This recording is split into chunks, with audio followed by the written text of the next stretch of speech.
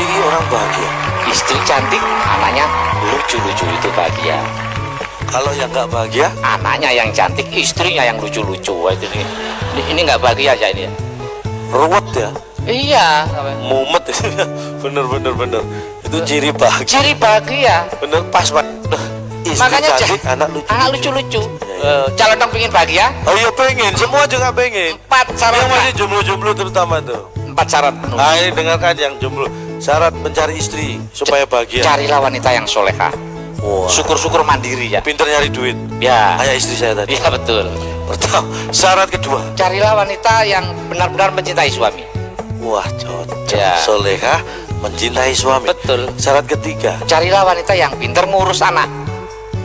Wah komplit. Syarat keempat terakhir. Nah usahakan ketiga-tiganya jangan saling mengenal ini.